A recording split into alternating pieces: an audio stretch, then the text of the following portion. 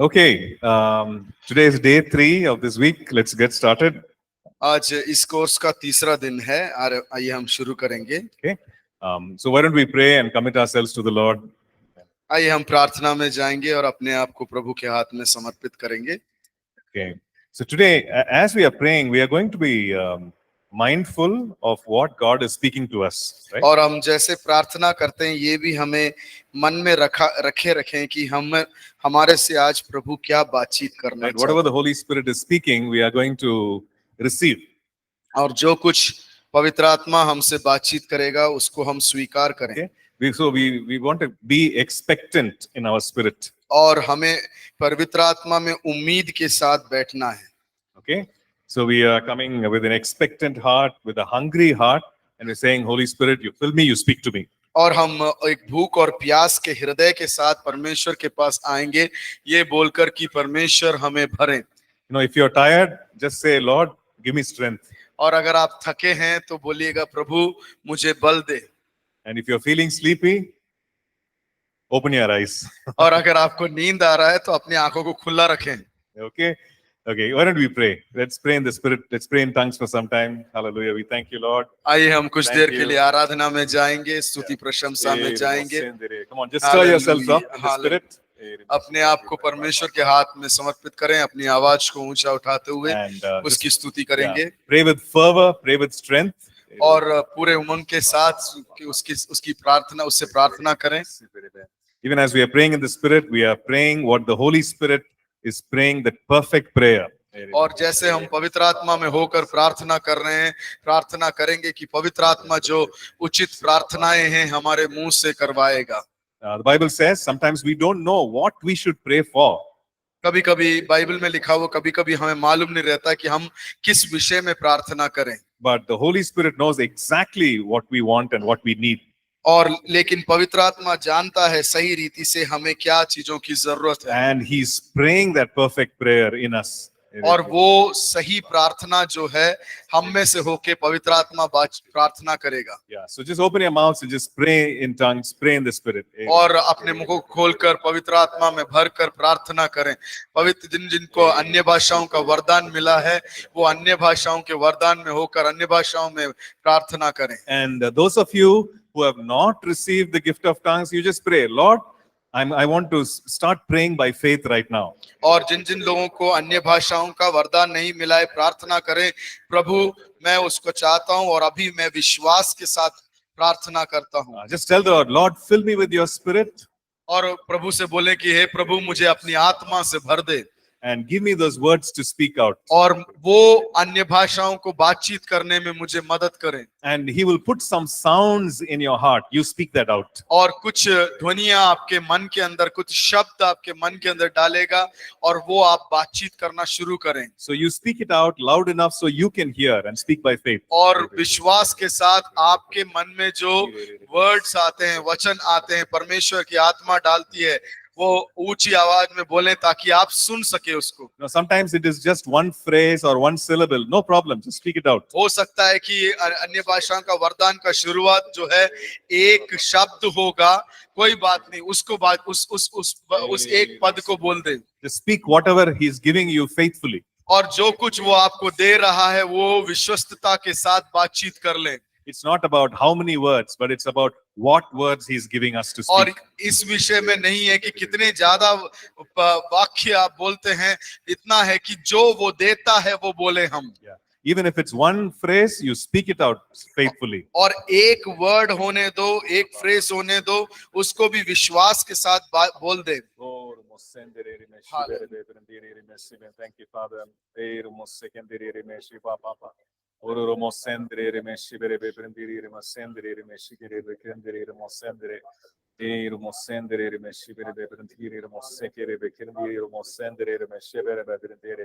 Thank you, Father God. Thank you, Lord. We bless your name, God. We bless your name, God. You are worthy of praise. You are worthy of worship, God. Lord, we are gathered at your feet, oh Father God. Yes, Lord. Lord, we honor you today, God. We place you in the highest place today, Father God. Lift your name up in this place, oh God. Let your name alone be lifted up in this place, oh Father God. Yes, Lord. Let every high thing, oh Father God, let everything that is exalted, oh Father God, up trying to exalt itself above your name, we pull it down in the mighty name of Jesus. Hallelujah. Bless your name, God. Bless your name, Father God. Hallelujah. We bless your name. Thank you. Thank you, Lord Jesus. Give us clarity, oh God. Give us clarity, oh God. Clarity of mind, clarity of speech, oh God. Clarity of understanding. Oh, for each and every person, Father God. Sheke, dike, robo, sokoro, romo. Iribe, shendri, rime, shendri, rumo, sekerebe. Rumo, sentere, rime, shiba, papa, papa, robo, sentere, rime, shikere, rebe, prendere. Thank you, Father God. Thank you, Father God. Thank you, Lord. Oh, rumo, sendere, rime, shibere, rebe, prendere, rime, sendere, rumo, sekere, rebe, prendere, rime, prendere. So be mindful of, impressions that the Holy Spirit puts in your heart. और आपके हृदय में जो words, जो वचन, जो वाक्य पवित्र आत्मा डालने की कोशिश कर रहा है, उसके बारे में आप ध्यान पूर्वक से रहें. And sometimes it is the pictures that he gives in our hearts. कभी कभी वो एक चित्र हमें परमेश्वर दिखाता है. Or maybe he's putting some scripture verses or scripture references in your heart.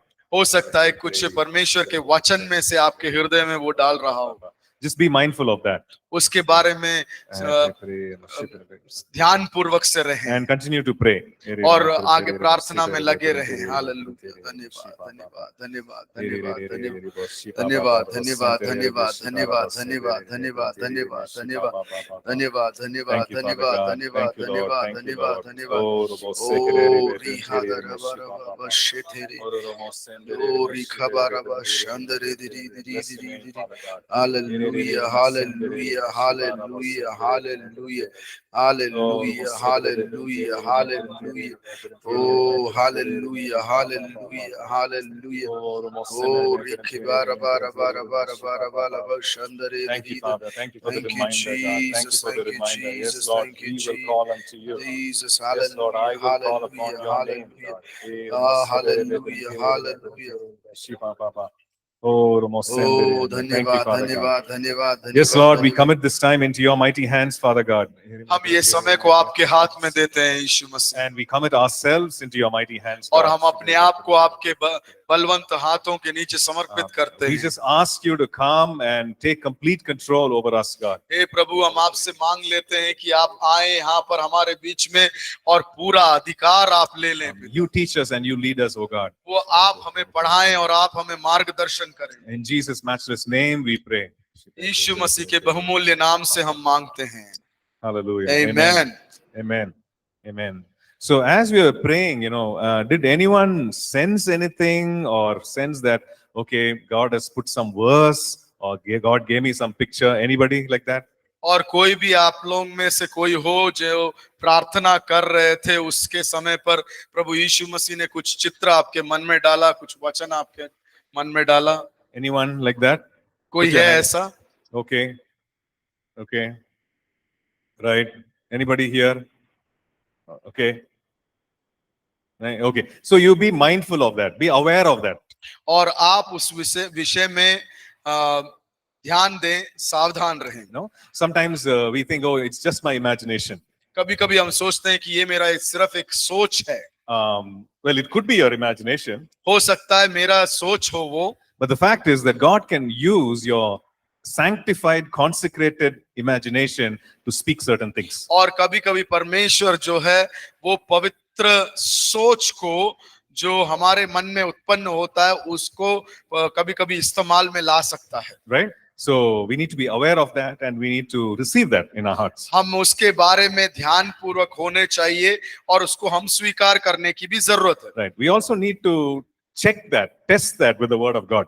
और हमें परमेश्वर के वचन के साथ उसका परख भी करना बहुत जरूरी है. What we are receiving, we need to check with the word of God. और हम क्या प्राप्त कर रहे हैं, क्या पा रहे हैं, उसको वचन के साथ परखना भी जरूरी है. Suppose you receive an impression, go rob a bank. अगर आपके मन में अचानक से एक चित्र आता है कि जाओ एक बैंक को डकैत डालो, right? You know that's not from God. वो आप समझ सकते हैं कि वो जो है प्रभु के पास में से नहीं है. Because the word of God says that he leads us in paths of righteousness. Psalm 23. क्योंकि भजन संगीता 23 में लिखा है कि वो हमें सच्चाई के और धार्मिकता के रास्ते पर चलाता है। So that's how he leads us. वो उस प्रकार से हमें अगुवाई करता So है he will not lead us to do unrighteous things. और वो हमें कभी भी अधार्मिक चीजों को करने में चला नहीं सकता So we can reject those things, और उस सारे चीजों का हम तिरस्कार कर सकते right? हैं। But maybe it's a scripture verse that God puts in your heart. हो सकता है कोई एक परमेश्वर का वचन आपके हृदय में प्रभु डाल रहा होगा, Then we know because the Bible says that the word and the spirit agree.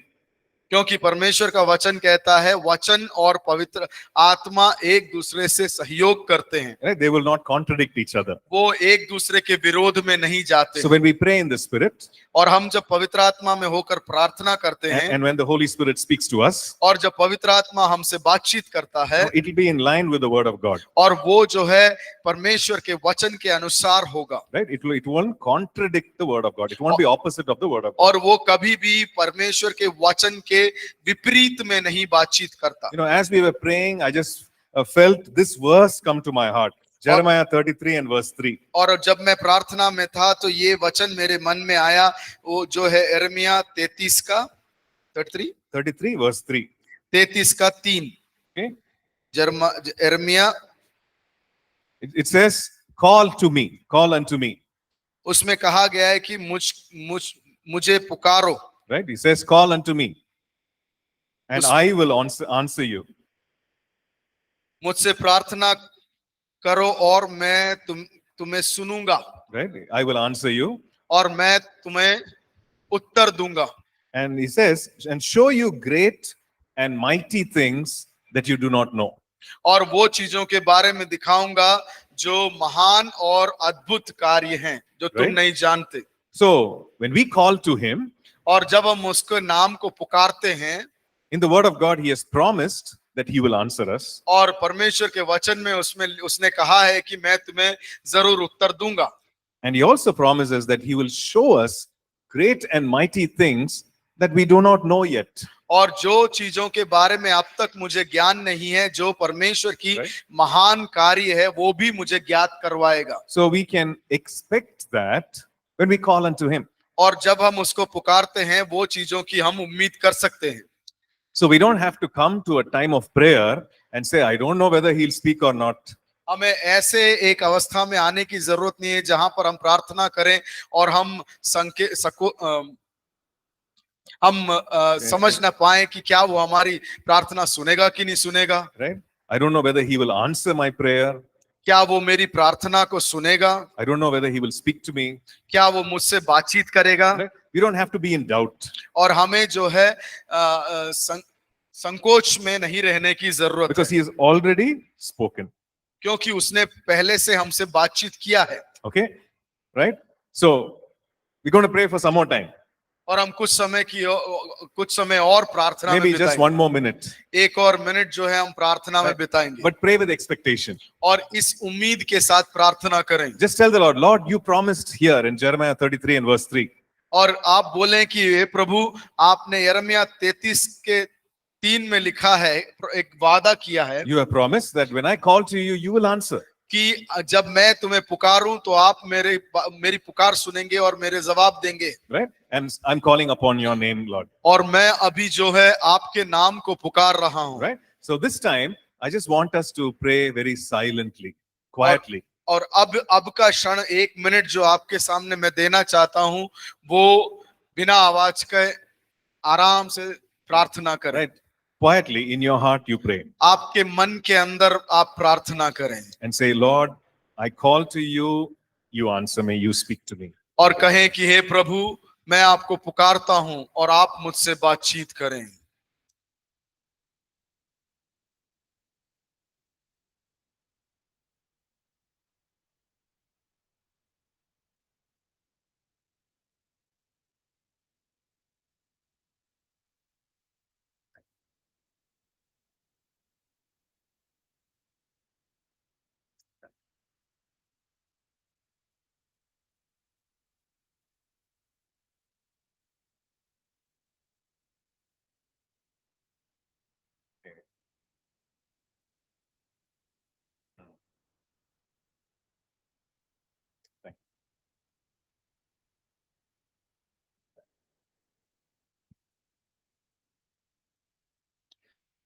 Amen. Thank you, Lord. Amen. धन्यवाद प्रभु जी। Okay. So, did anyone receive anything from the Lord? क्या किसी ने कुछ परमेश्वर से प्राप्त किया? Did the Lord put anything in your heart? क्या प्रभु ने आपके हृदय में कुछ ऐसा कुछ डाला, कुछ वर्ड्स, कुछ Anyone? Put your hands up. शब्द? Okay, let me see. Okay, anyone? कोई? No, you don't have to say. Just because I'm asking you to put your hand up, you don't have to put your hand up. और मैं आपको हाथ ऊंचा करने बोल रहा हूं, इसके लिए मत कीजिएगा, लेकिन अगर प्रभु ने सच में बातचीत किया है तो हाथ ऊंचा उठाइएगा। Right. Thank you. Put your hands down. धन्यवाद। Sometimes the Lord speaks कभी कभी परमेश्वर हमसे बातचीत करता है and we don't know that it is Him speaking. और कभी कभी हम नहीं जान पाते कि सच में वो हमसे बातचीत कर रहा है। Sometimes we are like little Samuel. और कभी कभी जो है हम वो बालक सामुएल के समान है। Samuel hears the voice, Samuel जो है आवाज को सुनता जरूर है, but he does not know it is God. लेकिन वो समझ नहीं पाता कि ये प्रभु की वाणी है। But Eli does not hear the voice. लेकिन इलाई जो है वो परमेश्वर की वाणी को नहीं सुनता है। Right, that at that time he did not hear the voice. उस समय उसने उसकी आवाज, परमेश्वर की आवाज को नहीं सुना। But he told Samuel, that's the voice. When next time when you hear the voice, say, "Here I am, Lord." और वो समझ गया और वो बोलता है सामुएल से कि अगली बार जब ये आवाज तुम्हें आएगा तो बोलिएगा, यहाँ हूं मैं प्रभु। Speak, Lord, for your servant listens. और यहाँ मैं तेरा दास हूं, मुझसे बातचीत कर। Right? So we need to understand how the Lord speaks. और हमें समझने की जरूरत है कि परमेश्वर किस प्रकार से बातचीत करता है। What is the language of the Holy Spirit? और पवित्र आत्मा का भाषा क्या है? He can speak your language. और आपके खुद के भाषा में वो बात कर सकता है। And he also speaks the language of the Bible. और वचन के अंदर का भाषा जो है वो भी बात करता है। And visions and dreams are the language of the Holy Spirit. और दर्शन और सपने जो हैं पवित्र आत्मा का भाषा है। Right? Okay. So with that introduction, let's go into today's class. और इस मुहावरा के साथ हम आगे की ओर जाएंगे। Okay. So yesterday we looked at several verses in the Old Testament. हमने कल के दिन पुराने नियम से कई वचनों को हमने देखा। Wherever the Holy Spirit was mentioned, जहां पे पवित्र आत्मा के विषय में कहा गया था। And we saw some very interesting things, mentioned that the Holy Spirit did. और हमने बड़े ही अच्छे चीजें देखे जहां पर पवित्र आत्मा के बारे में लिखा हुआ है। And today also we'll look at a few verses and then we'll go into the New Testament. और आज भी कुछ पुराने नियम में से कुछ वचन देखेंगे, उसके बाद नए नियम की ओर हम जाएंगे। Right? And today we're going to look at a few verses in Ezekiel. हम जो है एजेकियल की किताब में कुछ वचन को देखेंगे। In the book of Ezekiel, Ezekiel writes about the Holy Spirit. और एजेकियल जो है पवित्र आत्मा के बारे में यूं लगता है। And he says something very supernatural that the Holy Spirit brought about. और वो एकदम अलौकिक चीजों के बारे में बोलता है जो पवित्र आत्मा उसको दिखाता है या दर्शाता है। Now look at Ezekiel chapter 2 and verse 2. और देखें एजेकियल की किताब 2 अध्याय 2 पद। It says that this Holy Spirit entered him. और वो कहता है कि पवित्र आत्मा उसके अंदर प्रवेश किया, spoke to him, और उससे बातचीत किया। and it says he set Ezekiel on his feet. और उसने जो है वो एजेकियल को खड़ा कर दिया। Right? Do you see that? Do you read that? और पढ़े थोड़ा। Right? Okay. Can somebody read that? Ezekiel chapter 2 and verse 2. 2 जैसे ही उसने मुझसे यह कहा, क्यों ही आत्मा ने मुझ में समाकर मुझे पांवों के बल खड़ा कर दिया, और जो मुझसे बातें करता था मैंने उसकी सुनी। So the Holy Spirit spoke to him, and the Holy Spirit entered Ezekiel and set him up. He was probably lying down or sitting down. The Holy Spirit made him stand up on his feet. और उसमें Ezekiel कहता है कि मुझसे उसने बातचीत किया और मेरे अंदर पवित्र आत्मा जब प्रवेश हुआ उसने मुझसे बातचीत कर मुझे अपने पांव में खड़ा कर दिया। हो सकता है वो उस समय लेटा हो या बैठा हो। Just imagine if you are sitting down or lying down. और ऐसा एक उदाहरण ले लें कि आप अभी बैठे हुए हैं या लेटे हुए हैं and the Holy Spirit fills you और पवित्र आत्मा आपको भर देता है and causes you to stand up on your feet. और वो आपको ऐसे अवस्था में लेके आ जाते हैं कि आप अपने पांव पर Right. खड़े हो जाते हैं। A supernatural work.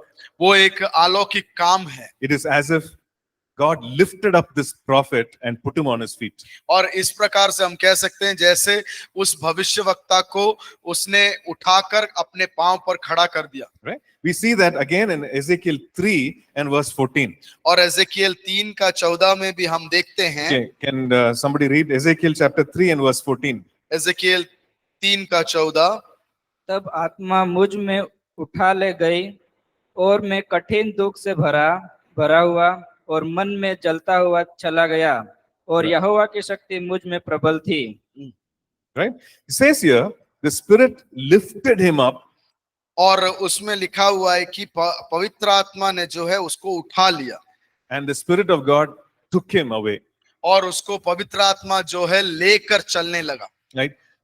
So, can anyone tell me where this kind of thing happened in the New Testament also? और क्या आप में से कोई बता सकता है कि नए नियम में ऐसा कहाँ हुआ है, इस प्रकार की घटनाएं? The Holy Spirit lifted up Ezekiel and the Holy Spirit just took away Ezekiel from that place. और इज़िकियल को क्या किया? In the case of Philip, Sorry. Philip, Yes, Brother Thomas, correct. So, Correct, so in बोला। the New Testament, we see Philip. He comes out after he actually baptizes the Ethiopian official eunuch. और वो जो किन्नर को Ethiopia का officer जो किन्नर था उसको बपतिस्मा देने के उपरांत उसको उसमें देखा जाता है कि फिलिप को पवित्र आत्मा उठा के ले जाता है। So just imagine, somebody is baptizing you और ऐसा एक उदाहरण सोचें कि कोई आपको बपतिस्मा दे रहा है and you come out of the water और आप पानी से बाहर आते हैं and the person who baptized you is not there. और जिस व्यक्ति ने आपको बपतिस्मा दिया वो है ही नहीं वहां पर। Right? That is what happened. और इसी प्रकार से वहां पर हो गया। The Holy Spirit took Philip away. और पवित्र आत्मा ने क्या किया?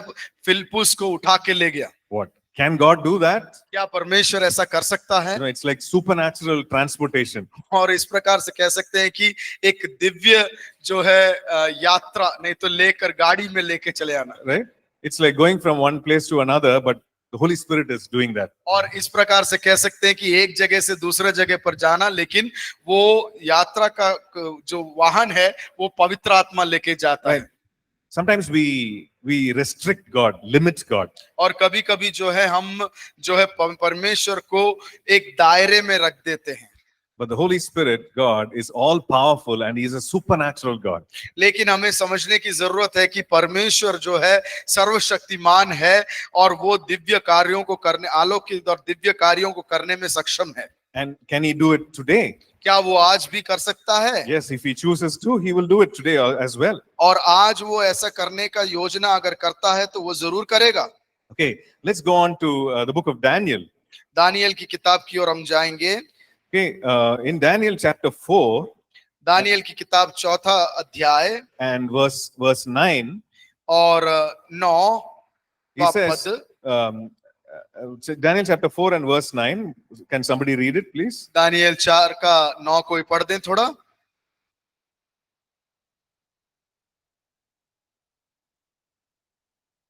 मिला? हे बेतसर, तू तो सब जातियों का प्रधान है। मैं जानता हूं कि मुझ में पवित्र ईश्वरों की आत्मा रहती है और तू किसी भेद के कारण नहीं घबराता। इसलिए जो स्वप्न मैंने देखा है उसे फल समेत मुझ में बताकर समझा दे। Right. So who says these words? और ये पद जो है, ये वाक्य जो है, कौन बोल रहा है? Nebuchadnezzar. Right? The king Nebuchadnezzar. To whom is he speaking these words? और ये बातें किससे नेबुकदनेस्सर राजा बोल रहा है? Huh? Daniel. Right. Because that's what they called him in Babylon. They called him Belteshazzar. और Right. उसका नाम जो वो बेबीलोन के हिसाब से बेल्तशस्सर करके दिया हुआ Right. था, उससे कहता है। Right? Shadrach, Meshach, Abednego. This was not their original names. सद्रक, Meshach. Meshach और अबेदनगो जो है उनका और ये सही नाम नहीं था। Right? This was the names given in Babylon by the Babylonian king. और उस समय के बेबीलोन के राजा जो थे उनके द्वारा नामकरण किया हुआ एक नाम था ये नाम। Right? So same way here we see that this name Belteshazzar was a name given by Nebuchadnezzar to Daniel. और यहाँ पर हम देखते हैं बेल्तशस्सर जो नाम दिया गया था दानियल को, वो जो है उस राजा के द्वारा दिया गया था। He says, I know the spirit of the Lord God is in you. और वो कहता है कि मैं जान रहा हूं कि तेरे अंदर परमेश्वर की आत्मा है, Because no secret troubles you, because you have all the interpretations. क्योंकि तेरे को परमेश्वर ने सारे गुप्त चीजों का अर्थ बताया है, इसलिए तुझे कोई भी चीज परेशानी नहीं करता। Right? What a testimony. क्या एक गवाही। And this is a testimony of someone who does not know the Lord God. और ये गवाही कौन दे रहा है? वो व्यक्ति जो परमेश्वर को जानता ही नहीं है। Right? He observes Daniel. वो दानियल को देखता है, He hears what Daniel has to say, the interpretation of the dream. और वो देखता है कि दानियल के द्वारा जो सपने का अर्थ समझाने का तरीका, And then he says, this is the testimony. और ये इस प्रकार से वो सब समझने के उपरांत इस प्रकार का एक गवाही वो देता है। Says this is a supernatural work. और ये एक अलौकिक काम है। The spirit of the Lord God is in you. और परमेश्वर की आत्मा तुम में है। Okay. So we see all these kind of references in the Old Testament. और हम ऐसे अनेकों वचन जो है पुराने नियम में देख सकते हैं। Okay. Maybe we'll just look at one more verse. आइए एक और पद को हम देखेंगे। We'll look at Zechariah chapter 4 and verse 6. जकरी का 4 का And verse 6. 6। Yeah, this is a familiar verse. ये जो Scripture, है हम लोग को हम जानते हैं, ऐसा एक पद है। right? And this is what the word of the Lord which came to Zerubbabel.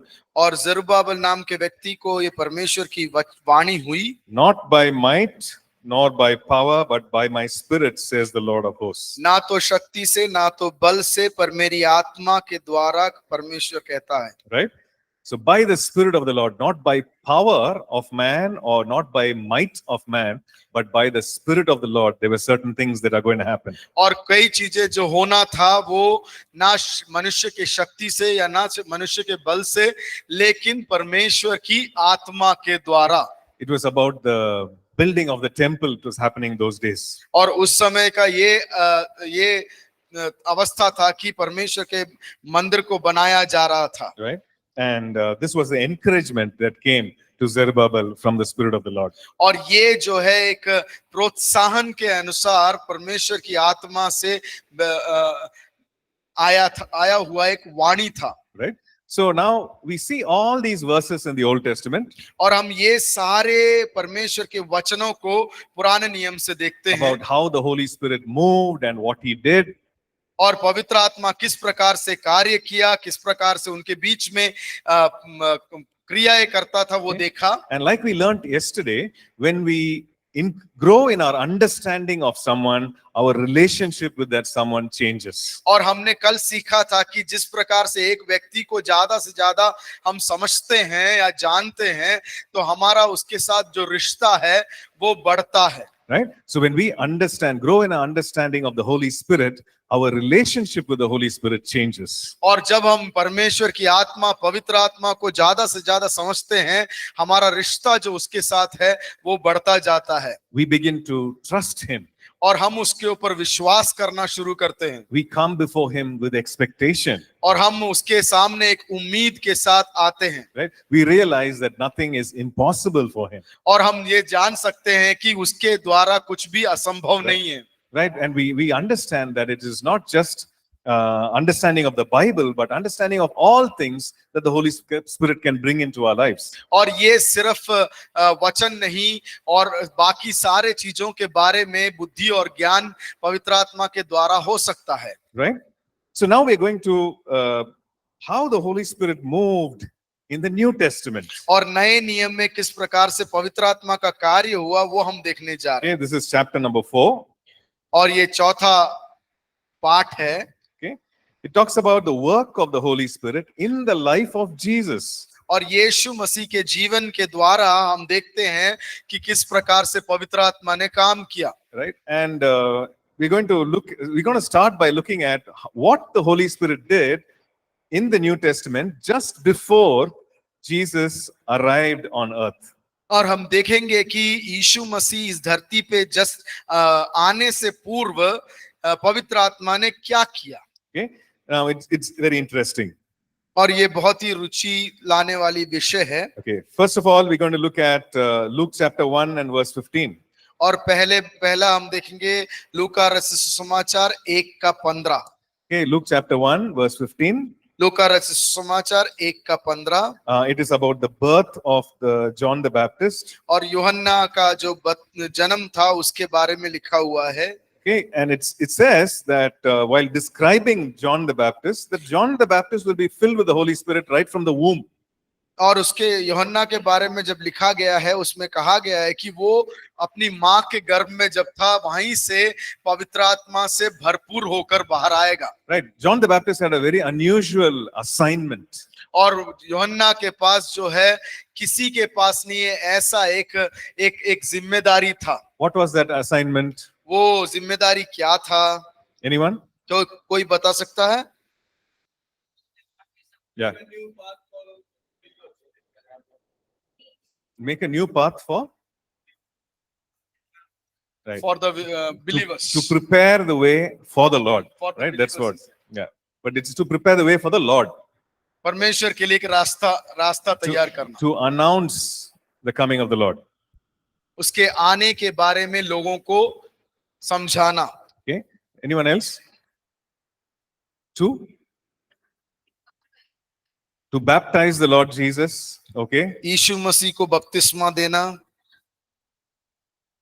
To bring people to repentance. Yeah. To turn the hearts of the children back to the fathers. Yes. परमेश्वर के To witness about Jesus. To witness and announce about Jesus. Yes. So he had a very unusual assignment. और उसके पास जो है एक विचित्र प्रकार का एक जिम्मेदारी था। And he had a very unusual circumstance surrounding his birth also. और उसकी जन्म के चारों तरफ जो है एक विचित्र प्रकार की परिस्थितियां भी थी। Right, we are talking about John the Baptist. हम जब यूहन्ना बपतिस्मा देने वाले के बारे में पढ़ते Right? हैं So his birth was also announced. और उसका जन्म तो पहले से ही घोषणा हो गया था। Right, just like how Jesus' birth was announced before the birth, जिस here प्रकार also it was done.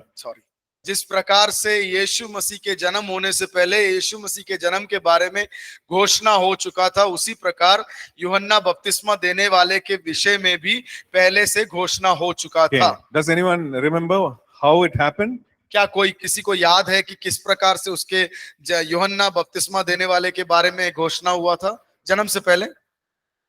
Anyone? He said, lifting his hand. Yeah, brother.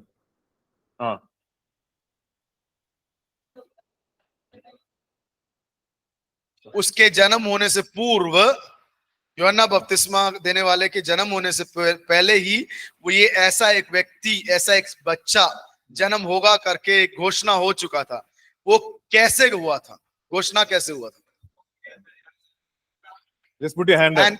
अपना हाथ ऊंचा कर लें। Yes, brother. Asia. No. His name was, his birth was announced. Who announced it? To whom was it announced? No, that is what we want. ठीक है, इस प्रकार से बोलेंगे कि उसका जन्म जो था होना है करके किसी को बोला गया और किसी ने बोला, वो किसने बोला और किसको बोला? Yes. 1 second.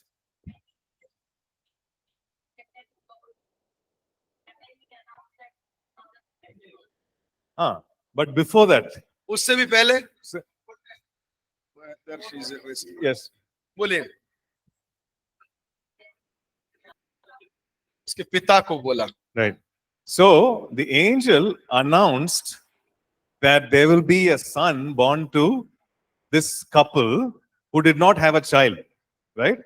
Zacharias was his name. और जकरिया करके नाम था, जो जिनके पास संतान नहीं थे, उनसे दूत ने Right? कहा, Zechariah and Elizabeth. There was a Zechariah couple. और जकरिया और एलिजाबेथ नाम की ये पति पत्नी. So, whom did the angel announce to? Was it to Zechariah or to Elizabeth? क्या एलिजाबेथ को बोला था कि जकरिया को बोला? Sure. पक्का. Paka, 100%. Okay. So, he announced the thing. उसने ये घोषणा किया. Then what happened to Zechariah? जकरिया के साथ क्या हुआ?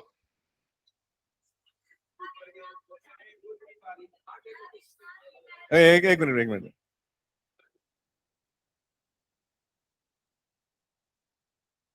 और when he replied, he says, when he's replying to the angel took off his voice. Okay. Why? क्यों?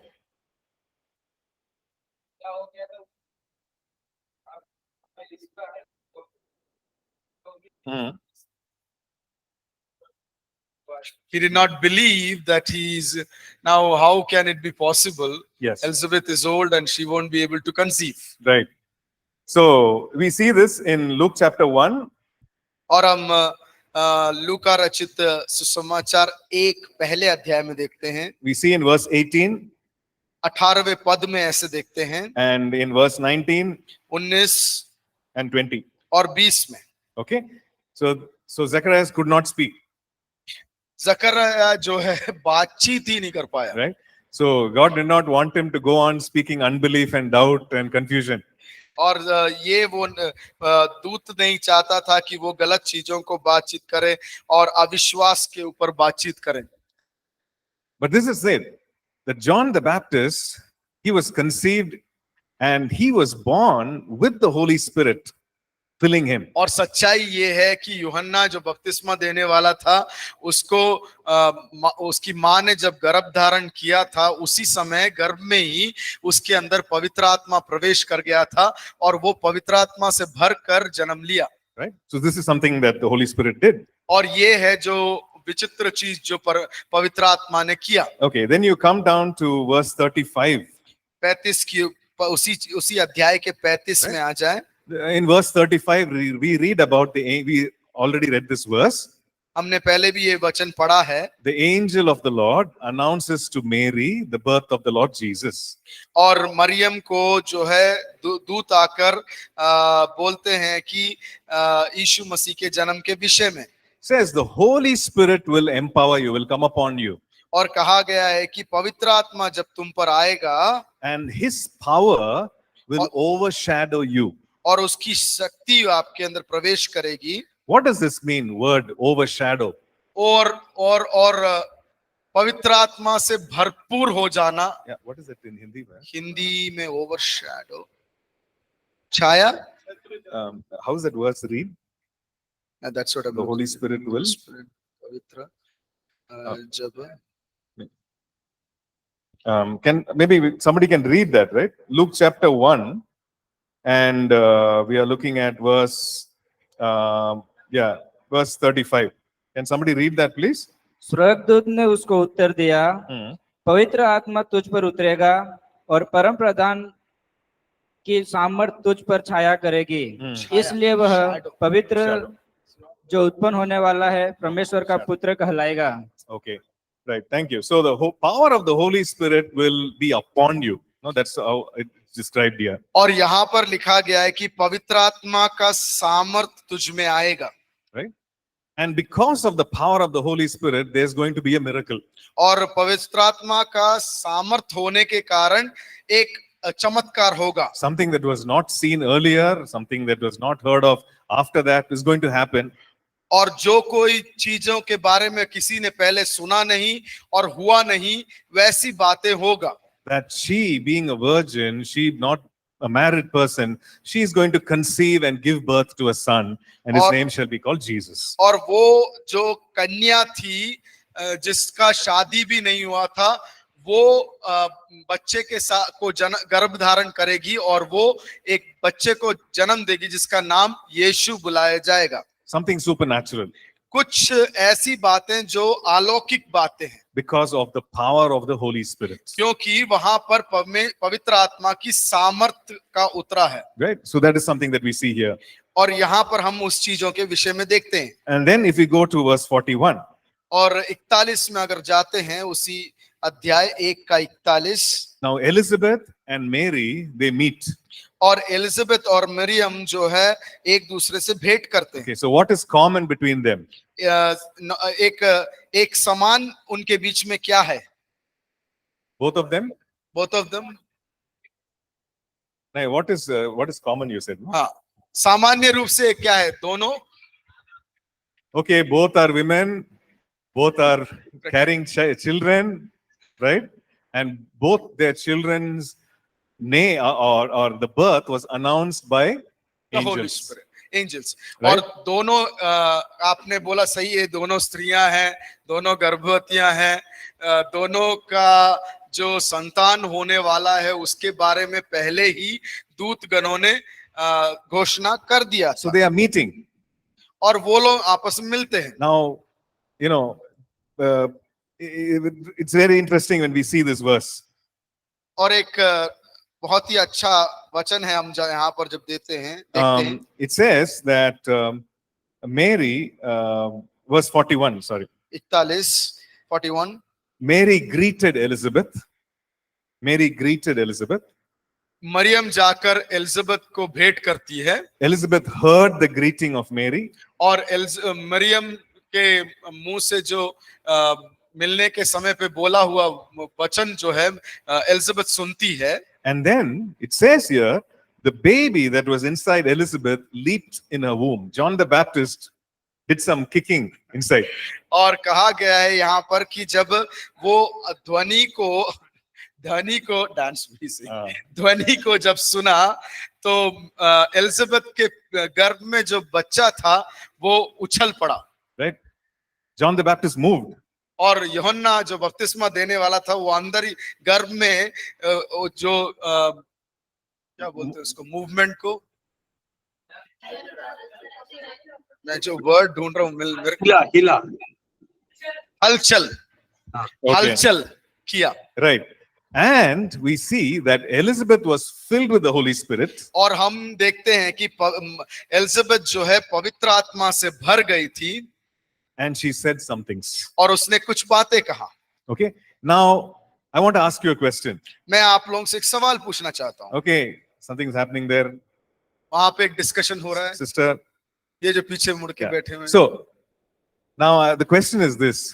सवाल आपके साथ ये है, Did Mary know that Elizabeth was pregnant with a child? क्या मरियम को मालूम था कि एलिजाबेथ को भी गर्भवती है? Yes? Okay. Did Elizabeth know that Mary was pregnant क्या with a child? एलिजाबेथ को मालूम था कि मरियम गर्भवती है? No? Sure? पक्का? Huh? पक्का? Okay. Fine.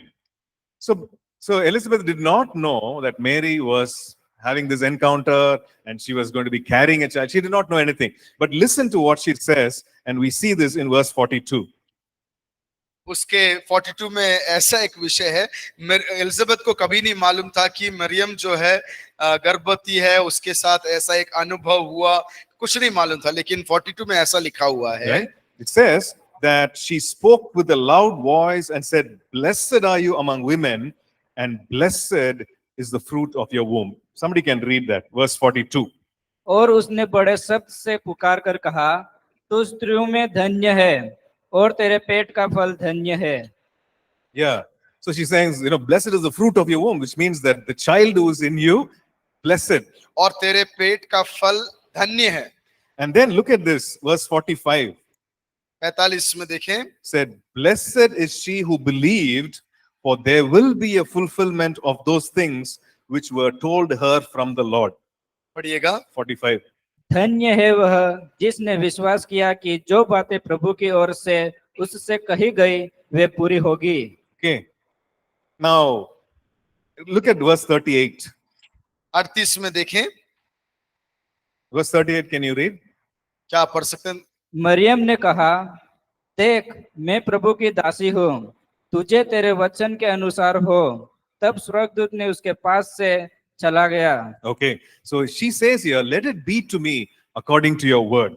और वो दूत से बोलता, स्वर्गदूत से बोलती है कि तेरी इच्छा जैसी है वैसे होने दो।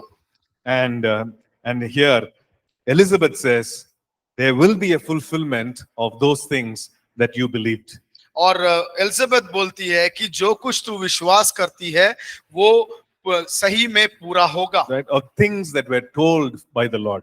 और जो विषय परमेश्वर की द्वारा वाणी हुई वो पूरा होगा। And it says that she was filled with the Holy Spirit and she spoke those things. और वो लिखा हुआ है कि एलिजाबेथ जो है पवित्र आत्मा से भरकर ये बातों को कहा। Now this information ये सूचनाएं was brought to her by the Holy Spirit. और वो उस के पास पवित्र आत्मा लेकर आया था। She did not know it, उसको नहीं मालूम था। but that information was brought to her heart by the Holy Spirit. और ये जो सूचनाएं थी वो पवित्र आत्मा के द्वारा उसके हृदय में उत्पन्न हुआ। Right? We see something like this in the life of Simeon also. हम Yeah. सिमियन के जीवन में भी इसी प्रकार की चीजों को देखते हैं। If you look at Luke chapter 2, अगर लूका रचित सुसमाचार उसका दूसरा अध्याय में You know, अगर हम देखेंगे, if you read through all this, there's so much excitement there.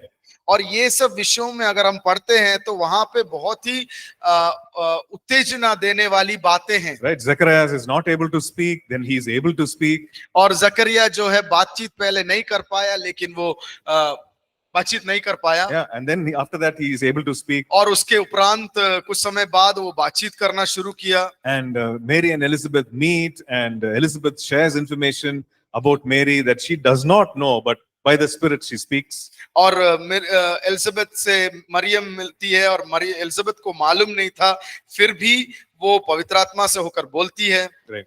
So exciting things are happening here. और यहाँ पर बहुत ही रुचि भरी बातें होती है। Just imagine in the temple, और Jerusalem, परमेश्वर के मंदिर में, we read about this in Luke chapter 2, लूका रचित सुसमाचार दूसरे अध्याय में हम ये पढ़ते हैं। and it's about this man called Simeon. यहाँ पे एक व्यक्ति है जिसका नाम सिमियन है। You know, it says that he was in the temple, he was a devout man, he was waiting for the consolation of Israel, it says. और वो एक उसके बारे में लिखा गया है कि ये व्यक्ति जो है एक धर्मी व्यक्ति था और इस्राएल का एक नयापन के लिए इंतजार में था। Right? And in verse 26, it says that it was revealed to him by the Holy Spirit. और ये चीज जो है पवित्र आत्मा के 26 में लिखा हुआ है कि ये चीज जो है पवित्र आत्मा के द्वारा इसको ज्ञात करवाया गया था। What was told to him by the Holy Spirit? और पवित्र आत्मा ने सिमियन के साथ क्या बोला? That Simeon will not die before he sees physically the Lord Jesus. और उसको पवित्र आत्मा ने कहा था जब तक वो मसीह को नहीं देख ले और वो बालक जो मसीह है उसको ना देख ले, तब तक वो मृत्यु को प्राप्त नहीं करेगा। Right? Okay. So we will read some more about this after the break.